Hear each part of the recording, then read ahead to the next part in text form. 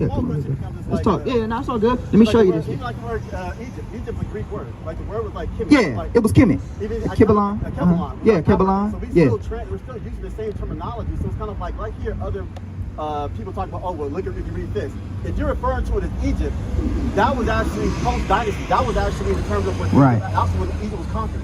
Well, I'm just saying Egypt because that's a colloquial term that we all kind of know when we say Egypt. We know a Kibbalon, we know Kemet, you know what I mean? We understand that, but I'm just speaking in a way that everyone knows, like an anachronism. You know what I mean? Like what we know it as today. But I agree with you. But the point is, this is the Menopta Stela, right?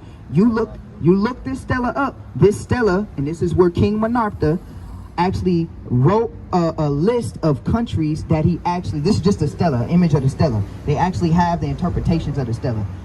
This stela actually references ancient Israel. But it also mentions the five main races. Pull up the Moabite stone. It mentions the five main races. It said Assyrians, it said Kemetic people, Nubians, Libyans, and it mentioned, but it never mentioned like as a people, as a distinctive people, Israelites, because I mean it's a religion. But the Menopta Stela did mention Israel. Israel's the youngest. Israel is the youngest nation. According to the Bible, Israel's the youngest nation to come on the scene. We know that. They're not the first. They're the youngest. Remember, I just told you, Abraham comes from Ur of the Chaldees. Give me that real quick in the book of Genesis. Abraham comes from Chaldea, ancient Chaldea. All right, and then from Abraham, it wasn't Israel yet. He had Isaac. And then from Isaac, he had Jacob. And then from Jacob, he birthed Israel. They were like the latter nations. But I'm going to show you something. What you're saying is, I'm not going to say, for the lack of better words, and in respect, I say this, I'm just saying that you're wrong in a sense that ancient civilizations have mentioned Israel. Have you heard about the Moabite stone? The Moabite stone, do you know that King Jehud is mentioned on the Moabite stone? You know who King Jehud is? King Jehud is a king of Israel. And King Jehud actually went into bondage. We're going to pull that up for you too. So I want you to fact check all these, and everybody online can fact check it too. We having a beautiful build. The Menopta Stela. You also have the Moabite stone. Let's read this for them too. It's the book of Genesis chapter 11 and verse 31. And Terah took Abram, his son, and Lot, the son of Haran, his son's son, and Sarah, his daughter-in-law, his son Abraham's wife, and they went forth with them from Ur of the Chaldees. See, Abraham went out of Ur of the Chaldees. So Abraham was really a Chaldean. But he left Ur of the Chaldees. This is the history they don't teach you in Christianity.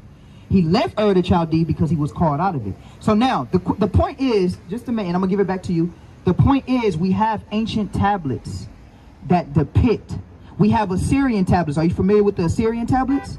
The Assyrian tablets literally depict taking ancient Israel into slavery in about 500 BC. But there's been no actual physiological, anthropological evidence to suggest that there were ever a large population of slaves. Because they said before that even like the pyramids and large monoliths, they were never built out of slavery. They were built out of reverence to one's country. That's what they're saying. It was never built. Our understanding of that they were built out of slavery was wrong. But that again, that's how Europeans, like for Rosetta Stone, for instance, that's how they interpret it. You know, they interpreted half the stuff they got from Rosetta Stone was wrong. Like say, like was it what was the cards they used the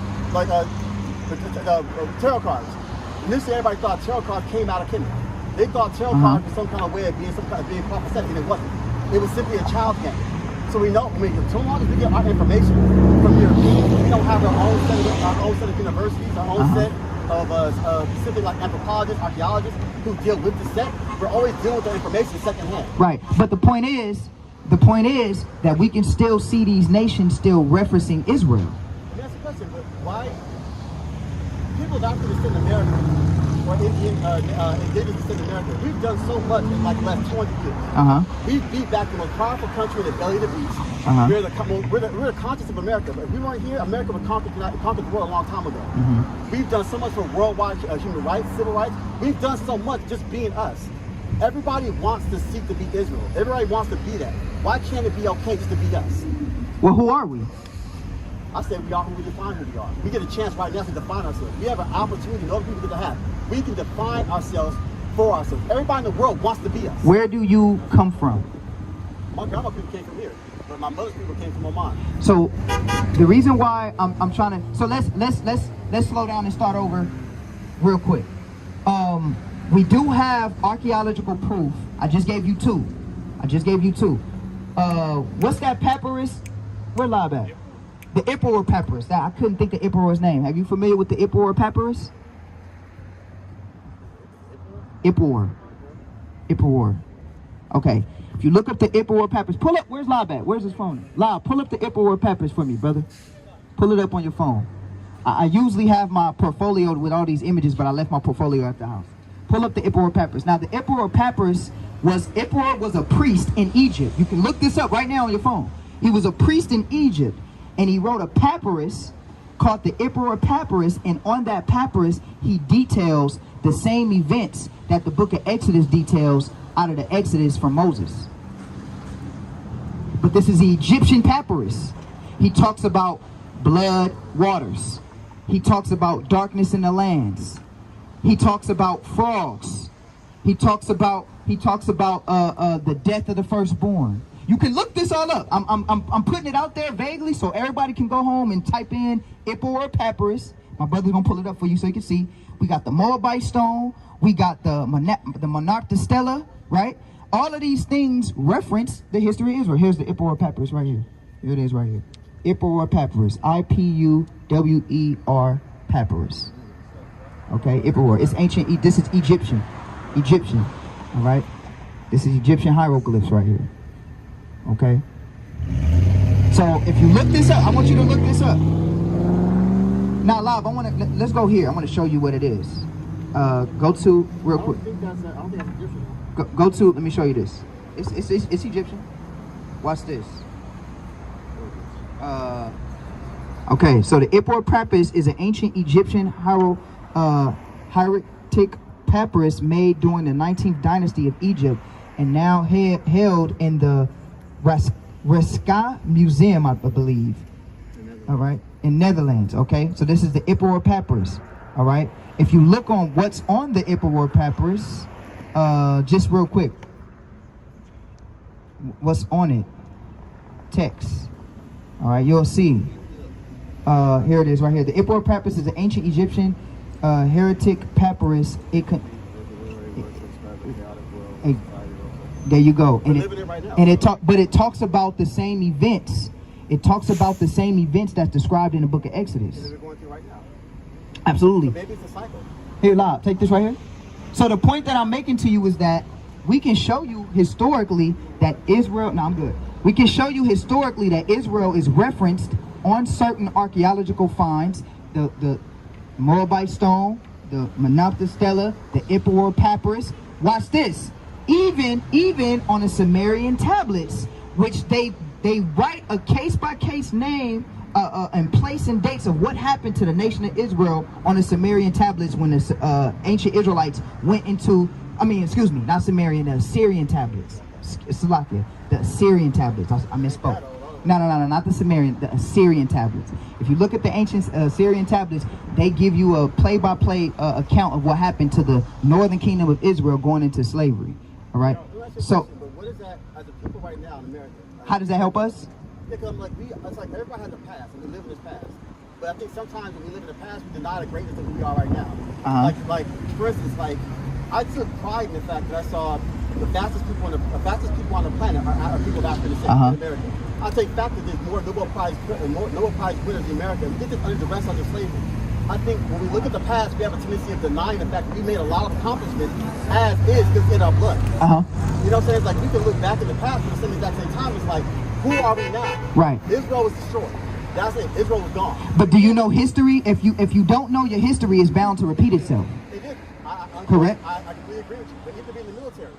Once you destroy a people and you take their land, you take that country, it will never be the same again, so it's gone. So I think at this moment, after American people of African descent, we have to come to terms and say, who the fuck are we? We can call ourselves whatever it is.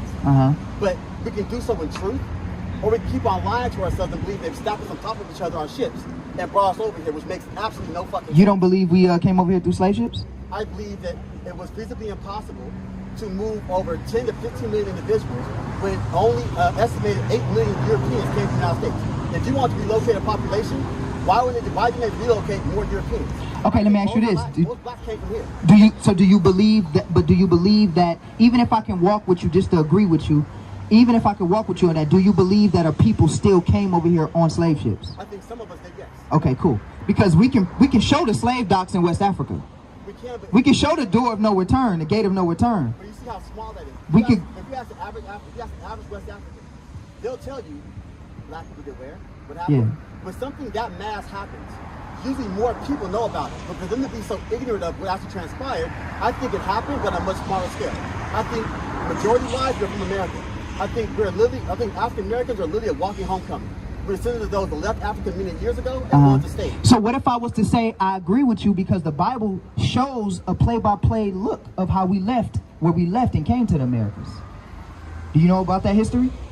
Let me show you. Give me that real quick in the pocketbook. Let me read this real quick to you. This is a great conversation. Watch this. I love this conversation. Let me read this to you real quick to show you why it's important to know who we are. Read that. It's the book of Psalms, chapter 83, and verse 1. Keep thou not silence, O God. Hold not thy peace. Be not still, O God. For lo, thy enemies make a tumult, and they that hate thee have lifted up the head. They have taken crafty counsel against thy people. So the people of God, right, had their enemies took crafty counsel against them. Read. And consulted against thy hidden ones. They consulted against the hidden ones. Right. Read. They have said, come, and let us cut them off from being a nation, They wanted to cut off us from being a nation, which they tried to do, and they did. Read.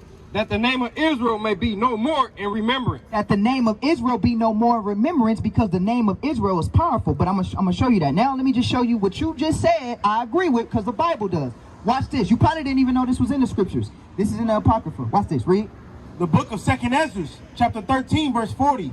Those are the 10 tribes which were carried away prisoners out of their own land. So the 10 tribes were carried away. The 10 tribes of Israel were carried away prisoners out of their own land. Read. In the time of King Hosea the king, King Hosea the king, right? Read. whom Salmanazar, which was the king of Assyria at the time, took King Hosea. And there's actually on the Assyrian tablets, huh? Yeah, and on the Assyrian tablets, it's a picture of King Hosea bowing down to Salmanazar, which you can look up right now, right? Read. whom Salmanazar the king of the Assyrians led away captive, and he carried them over the waters, and so came they into another land. So they took them out of Israel into another land. But watch what happened. Watch this, King. You're going to probably be shocked with this. Read. But they took this counsel among themselves, that they would leave the multitude of the heathen But when they left that captivity, where did they go? Read. and go forth into a further country, And they said they was going to leave the slavery and go forth into another country. Watch this, King. Read. where never mankind dwelt. I got a question for you. What's your name, King? Che. Che? What is the only country in the world, in history of the world, that was quote unquote non-founded or wasn't readily available to go to? The New World. What was the New World? It would be America's. Look at this prophecy, though. Look at this prophecy. What? It's agreeing, real quick. It's agreeing. We finish this. I'm gonna give it to you. It's agreeing with you. Look, read. That they might keep their statutes. Go back up. But they took counsel among themselves, that they would leave the multitude of the heathen When the nation of Israel left the heathens, read, and go forth into a further country, and they went forth into a further country, read, where never mankind dwelt. where never mankind dwelt. Where is that? Ain't nothing. Come on, you know where it is. I mean, we say America, but I mean, it's like in every, I mean, The world map of 1942. When you look at 1482. I'm sorry. When you look at that world, no, it's 1492. Yes, Salakia. When you look at the world map in 1492, there was Asia, there was Africa, there was all of the eastern lands already inhabited. There was no America. you see, it's all things like if even the military can say it, there's land masses that aren't charted. We know that the map that we see now is fictitious. We know that it's only like a guesstimate of what they put out there. Just like they make Africa so small. Like I've seen that there's larger land masses in the Pacific Ocean than what they actually record and put in maps. I've seen the fact that between the Indian Ocean and the Pacific Ocean is a huge line that you can see from as long as you can see, where literally the Pacific Ocean is going northeast, and one's going southeast. If you're going two different directions, one's like dark, one is literally like dark blue, the other one turquoise. Any Navy sailor will tell you that. Let's slow it down though. I'm agreeing with you. You said that we left a country and came here, right? I would say that again, how we spread across the world, I don't know what the motivation was, but I do know that black people have been found in every corner of the entire world. Right. Whether it's from Australia, whether it's India, whether it's from Pacific Islands. Right. Right. But let's deal specifically with America, because that was our topic of conversation, right? Yeah, but it just said we You never agree? undiscovered country. Every country was undiscovered until we got there. But okay, let's get more of the prophecy so we can understand the geographical location of where this country could possibly be. Watch this, read. So they came into another, excuse me, I'm gonna drop down, that they might keep, where never mankind dwelt, that they might keep their statutes which they never kept in their own land. And they entered into the Euphrates by the narrow passage of the river. For the Most High then showed signs for them, and held still the flood till they were passed over. For through that country there was a great way to go, namely 1.5 years. So wherever this country is traveling, it's 1.5 years. What's the guy name that did the Magellan? That's his name. Yes, thank you, Magellan.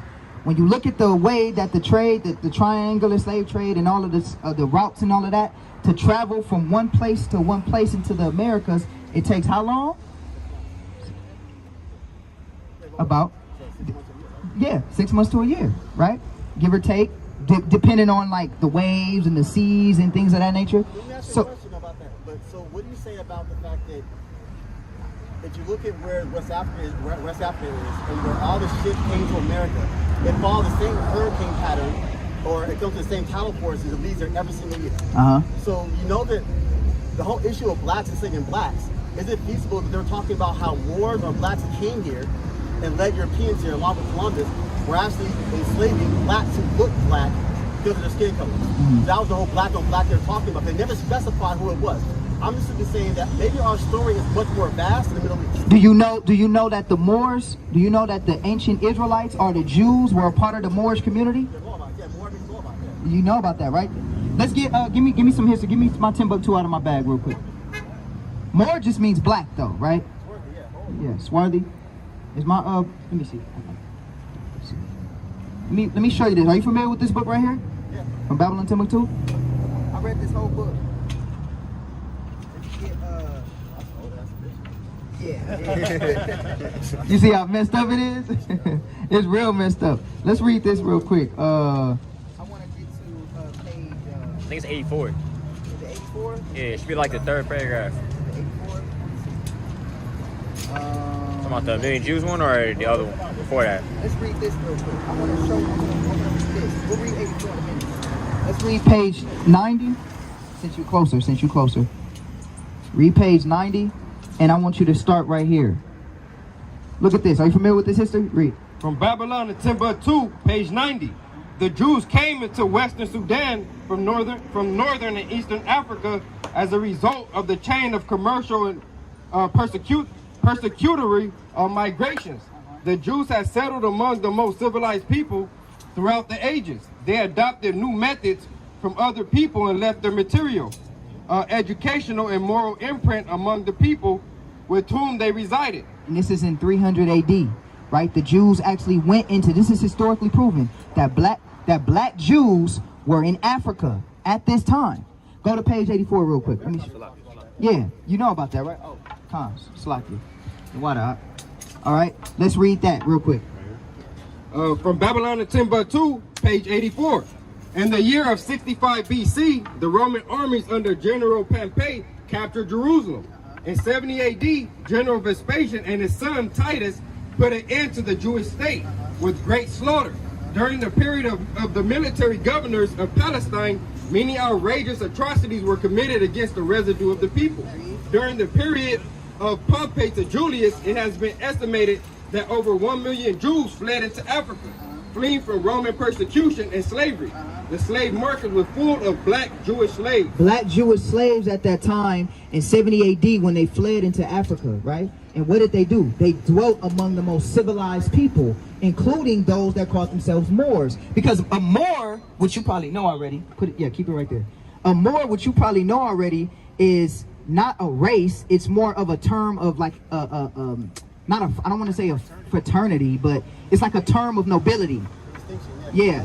So you got Jew Moors, you got Arabic Moors.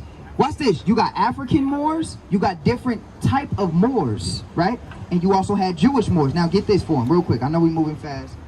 I want to get this real quick. Read this right here.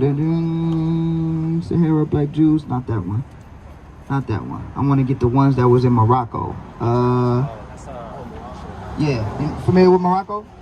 Now they can. Let me see. Let me see.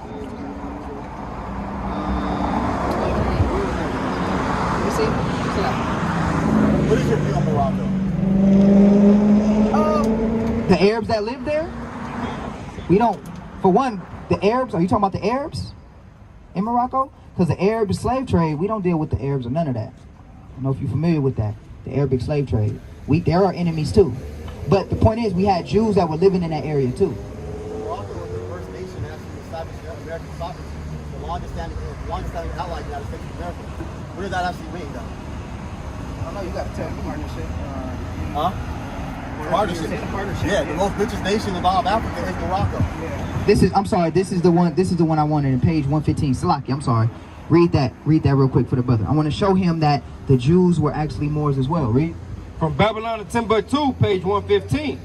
In order to satisfy Queen Isabella of Spain, King Manoah of Portugal promulgated a royal decree expelling the Jews and Moors from his country in 1496. This is in 1496 when the Spanish expelled the Jews and the Moors out. Read.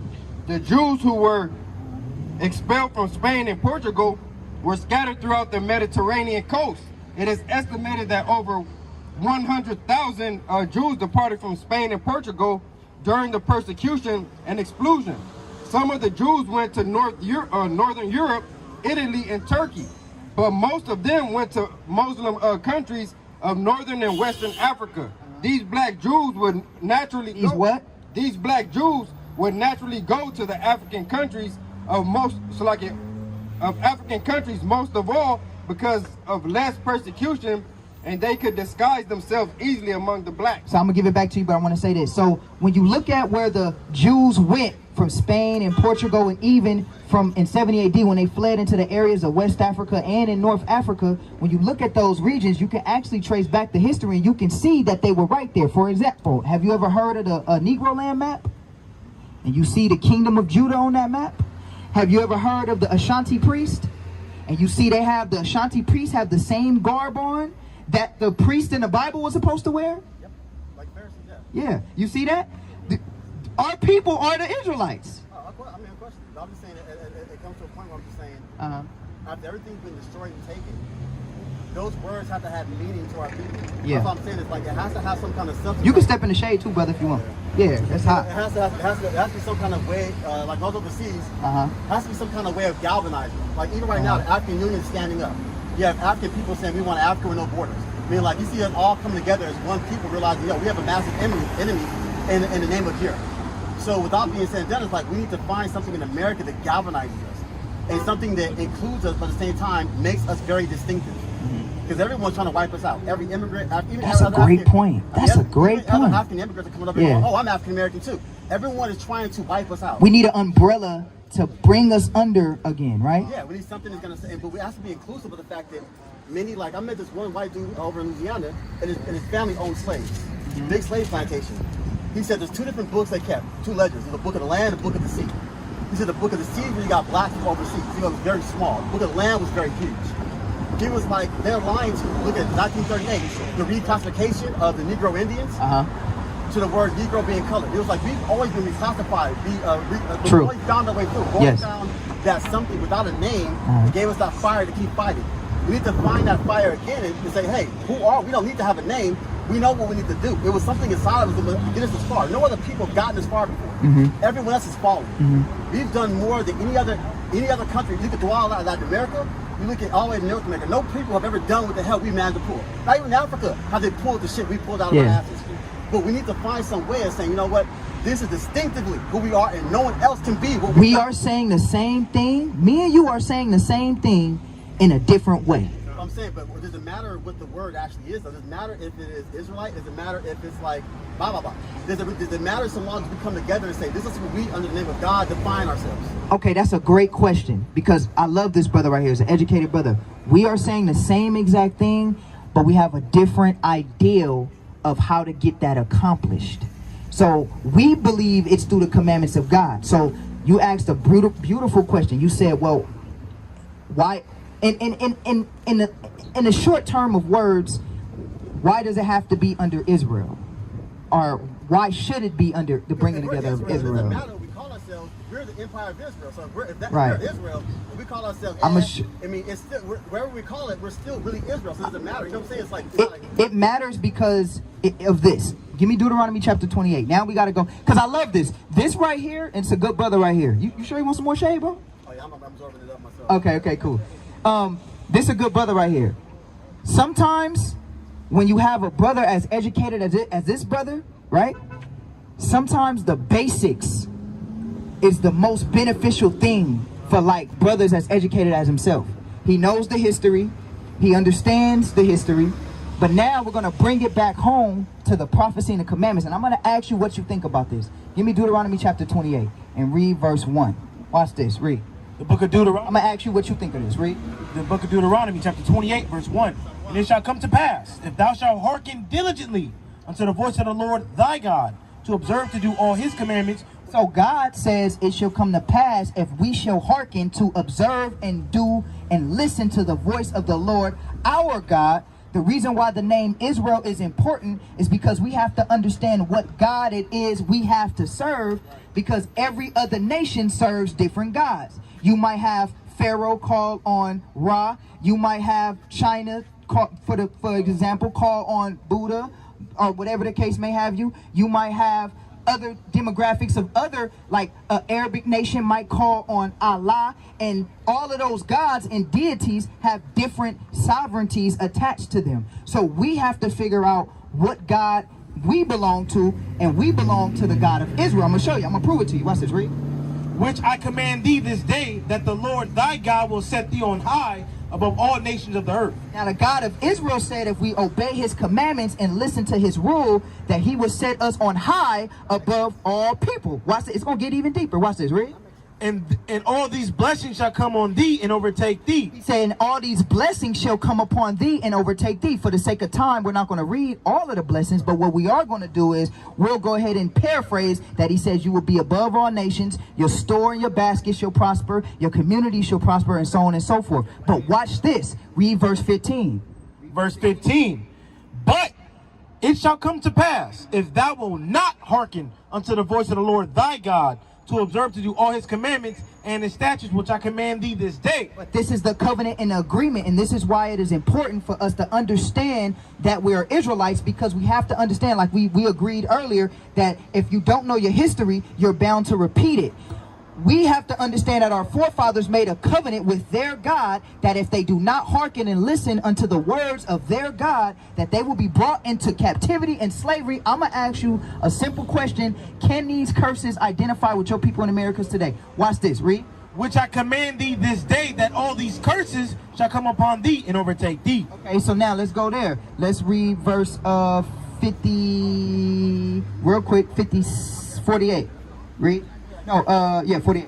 The book of Deuteronomy 28 and 48. Therefore thou shalt serve thine enemies, which the Lord shall send against thee, in hunger and in thirst and in nakedness and in want of all things. And he shall put a yoke of iron upon thy neck until he have destroyed thee. Did that happen to blacks in America? Yeah, that literally happened to blacks in America. Wait, let's get more. It's not done. He's even going to give you a context clue. Read.